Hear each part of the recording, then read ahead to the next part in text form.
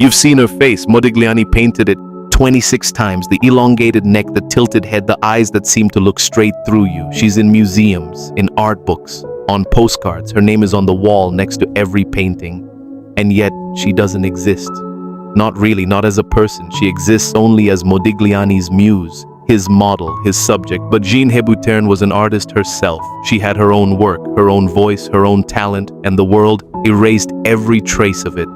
This is the story of the woman behind the most famous portraits in modern art, and how she vanished so completely that even her own daughter didn't know she existed.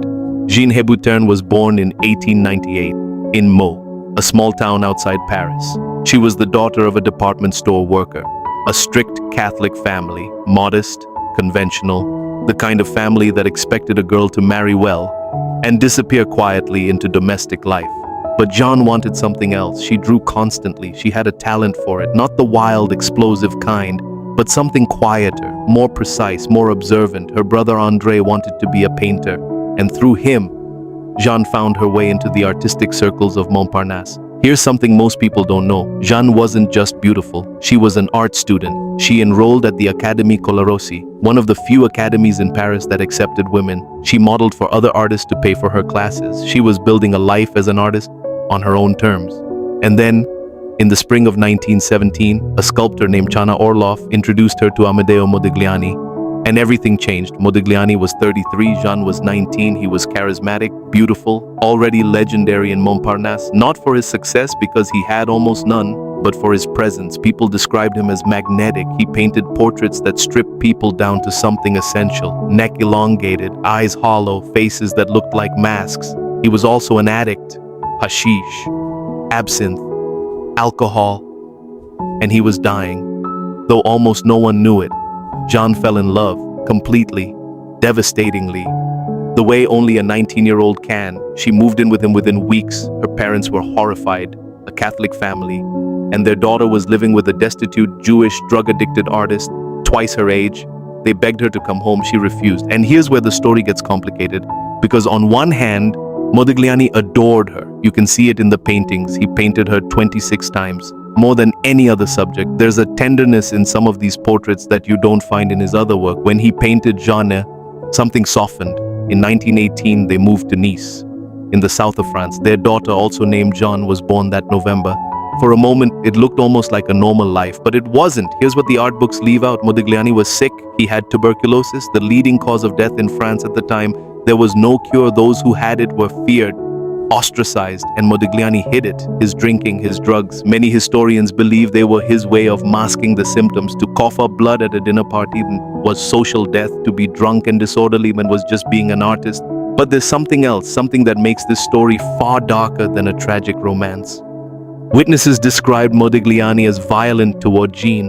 One account records him behaving, quote, like a madman, crazy with savage hatred, throwing her against railings, dragging her by her hair, in public, in front of people who did nothing. Think about that for a second. The man who painted those tender portraits of her, the ones hanging in museums, was the same man who threw her against railings when no one was looking.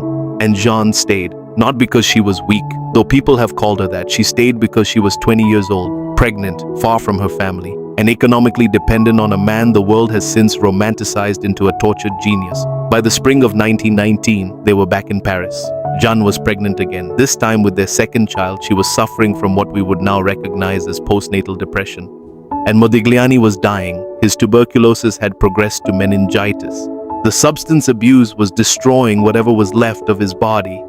The final months were a slow-motion collapse. On January 24, 1920, Amedeo Modigliani died. He was 35.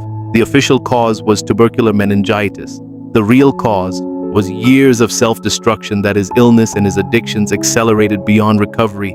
Jeanne was 21, 8 months pregnant. Her family took her to their apartment, hoping to keep her safe. 2 days later, on January 26th, Jeanne Hébuterne threw herself backwards from a fifth-floor window. She killed herself and her unborn son.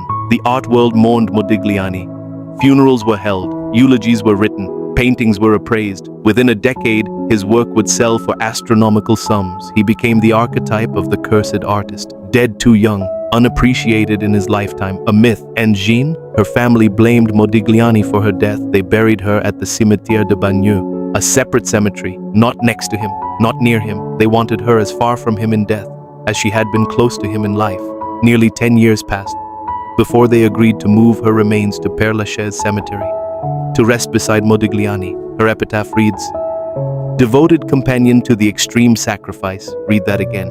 Devoted companion, not artist, not painter, not mother, not a person with her own name and her own talent. Companion, her entire identity, even in death, reduced to her relationship with the man beside her. There's more, and this is the part that should disturb you. Their daughter, Jeanne Modigliani, was orphaned at 14 months old. She was adopted by Modigliani's sister in Florence, Italy. She grew up knowing virtually nothing about her parents, not who they were, not what happened, not why.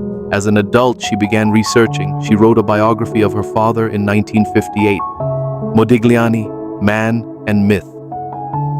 But her mother, Jeanne Hébuterne's own family had locked away her artwork. For over 30 years, no one was allowed to see it. Her paintings, her drawings, her entire creative life, hidden in a family that had decided she was a cautionary tale, not an artist. And when her work finally came to light, in October 2000, a major exhibition in Venice featured Jeanne Hébuterne's drawings alongside Modigliani's. It should have been her moment, the first time the world could see what she had created on her own. But it was a lie. In 2010, it was revealed that the curator, Christian Parisot, had forged 77 of the drawings. He was convicted, sentenced to a 2-year suspended sentence and a €50,000 fine. Even when the world finally tried to see Jeanne Hébuterne as an artist, they were looking at forgeries. When we look at Modigliani's portraits of Jeanne, we see beauty, we see muse, we see the face that inspired greatness. But when you know the full story, every one of those paintings reads differently. That tilted head. Is it grace or is it a woman bracing for impact? Those hollow eyes, are they artistic style or are they the eyes of someone who stopped being seen as a person? She was an artist who was never allowed to be one, a mother who lost both her children, one to adoption, one to the window, a woman whose family erased her work, whose daughter didn't know she existed, whose epitaph doesn't even use her name, and yet she painted.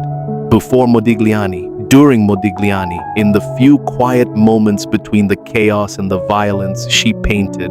Her self-portrait from 1918 survives. It's quiet, it's careful, it's nothing like his work, it's entirely her own. The art world has a pattern. It remembers the men who suffered and the women who suffered because of them. It calls one a genius and the other a tragedy. It puts one in a museum and the other in a footnote. Jeanne Hébuterne deserves more than a footnote. She deserves to be seen. If this changed how you see those Modigliani portraits, hit subscribe. Every week we go behind another famous painting and find the story that was hiding there. Next week, the paintings a man made directly onto the walls of his house as he was losing his mind. Goya's black paintings, that one is something else. I'll see you.